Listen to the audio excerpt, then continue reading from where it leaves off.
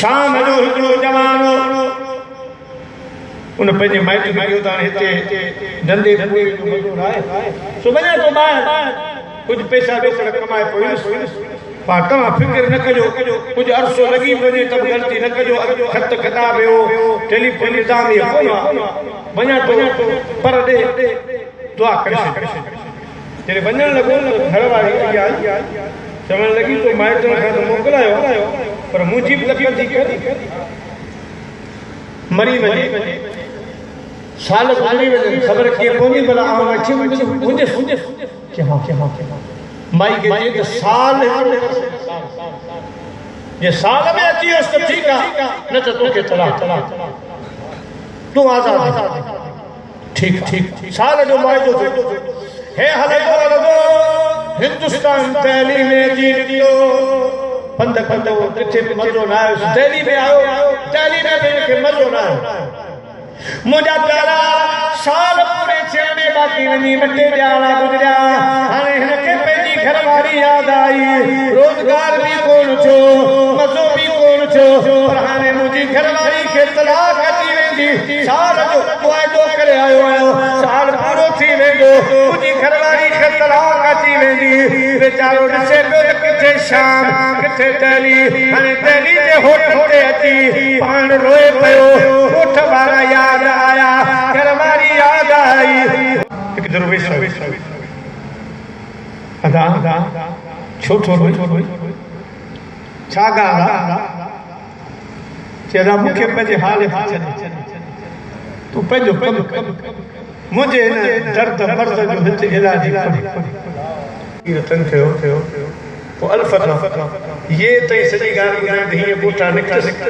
आयुसि ज़ाल खे चयुसि साल में आयुसि अची करे त तोखे तलाक ॾींहं वञी अदा ॿ टे ॾींहं रहिया हाणे किथे रहियो शाम किथे रही दिल्ली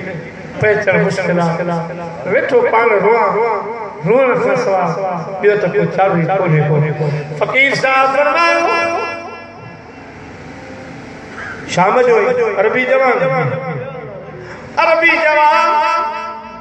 अल्हम्दुलिल्लाह असां तोखे दिल्ली खां अख छुप में शाम पहुचाए सघूं था पर वाट ते मेंगोरा अचे थो मेंगोरा में मुंहिंजो पीर सैयद अब्दुल गफूर शाह अलमारूफ गौस बाबा दस्तगीर जो बदिलो आहे मां नथो चाहियां त पंहिंजे मुर्शिद जी ताक़त खां अॻे पंहिंजी ताक़त गुज़ारियां हाणे मेंगोरा ताईं पहचान मुंहिंजो कमु आहे अॻिते तूं ॼाण त गौस बाबा ॼाणे के भला कुझु त अॻु भरो कर फ़क़ीर साहब जो थी बीठो पुठी हथ रखी ये धिको ॾिनई चाची मेंगोरा पुछा सब बोली पुछा कई होश बाबा किधर मिलेगा आवाज आई हज़रत गौस बाबा का ये आस्ताना है सामने हज़रत गौस बाबा तशरीफ फरमाए ये नंगर खाना क्या काम है अरबी जवान कहने लगा मैंने हज़रत गौस बाबा से मिलना है मेरा काम है मुझे हज़रत गौस बाबा के दरवाजे पे ले चलो यही वक्त में हज़रत गौस बाबा के दरवाजे पे आ जाऊं साईं निहारे पठान सैयदा फरमाया मैं शाम का हूँ अरबी क्या काम है जलाली हुसैन होश बाबा क्या काम है सजी गाल शाम मां हेॾा दिल्ली वाइदा पूरा थियण बाक़ी में ॾींहं अच रहियो आहे महिरबानी थिए दस्तगीर जो बचड़ो निगाह करे फरमावे शाम पची फ़क़ीर जी ॻाल्हि न के मना कयल हज़रत गौस बाबा फरमायो जाओ 11वीं शरीफ का लंगर पकड़ाए देंगे पकड़िए जावा बर्तन धो पीरों के पीर बादशाह पीर की खिदमत करो तेरे लिए देखते हैं सोचते हैं जाओ 11वीं शरीफ का लंगर पकड़ाओ वहां जाके हिस्सा लो फ़क़ीर साहब लंगर खाने में वियो हाणे कमकार करे पर ज़हन में शाम घरवारी उठ नी बनी अच रहियो आहे छा थींदो मुंहिंजा प्यारा दोस्तो एक प्लेट लोई वरी वई साईं जे दरवाजे जे साम्हूं पियो फिरे मता साईं के गाल श्री वरी साल पूरो थियो ओ खई मेहरबानी फरमायो त कहिड़े कम जी घरवारी के तलाक दी वेंदी मुंहिंजा दी दोस्तो कॾहिं नगर खाने में कॾहिं साईं जे आस्थाने में पूछे पियो खान साहब साईं ने हमारा कोई जिक्र हुआ नहीं आप जाओ काम बड़ो थाम प्यारा मुसलमान भाई ही वेचारो अच ॾाढो परेशान अॼु पोड़ो अखड़ नुसजण पंहिंजा सारिया गलन जा ॻोढ़ण जूं था पौंदूं बस न कन सदी सिंग प्रियन अॼु लोक ॾिठे ई न लहे हिनखे अची पंहिंजा माण्हू यादि कया छा बची वई तरियनि था हितां वठां फिरे मन साईं जी नज़र हाथ अॼोकी वञी रही हाणे छा थींदो सोमणी थी वई सोमणी नमाज़ ते मुंहिंजा प्यारा दोस्तो आयो साईं जे हुजरे ॾे पुछा कयूं अदा मुंहिंजो को ज़िक्र आहे या न जवाब आयो न अञा त का अहिड़ी ॻाल्हि कान थी आहे पोइ ॾिठई हाणे छा थींदो रात जो तहज्जुद जी नमाज़ जो टाइम पीर सैयद अब्दुल गफूर शाह अलमारूफ गौस बाबा पीरन जे पीर बादशाह पीर जा बचा तहज्जुद जी नमाज़ जे लाइ उचा फरमायो ओ शामी जवान किधर कहां सोया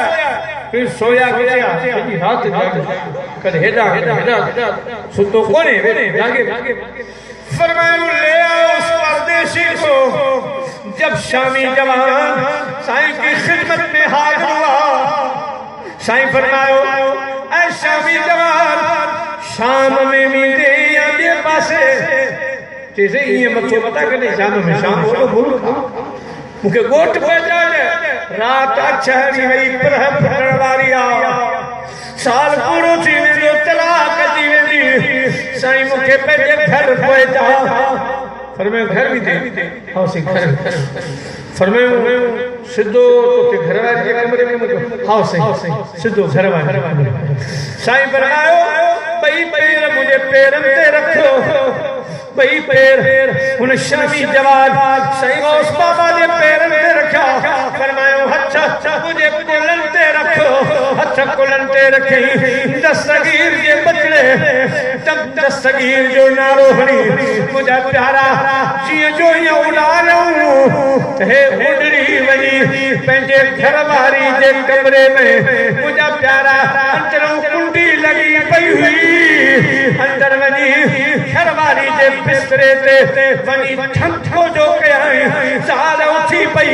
ही कहिड़ो धमाको थियो आहे जे बत्ती ॿारे त संदसि घोट कमरे में आयो आहे घर वारो आयो आहे भाई साहब पुछे थी कुंडी अंदर लगी पई आहे किथां आयो आई मां ख्वाब थी ॾिसां या जिन आई घर वारो चवण लॻो भाई जिन न आया ख्वाब न है हकीकत हां घरवारी थी चले आए कीअं तरीब कोने खुलियल सुराग भी कोने घरवारे निहारे घरवारी के चयो ही मुखां न पुछ में गोरा वञी रोस बाबा खां पुछ चाहे तो इशारों से अपनी काया ही पलट की अरे ये शान है खिदमत कारों की तो सरदार का हम क्या होगा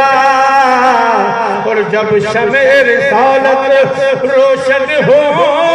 क्यों कर न जले परवाने जब रश के मसीहा आ जाए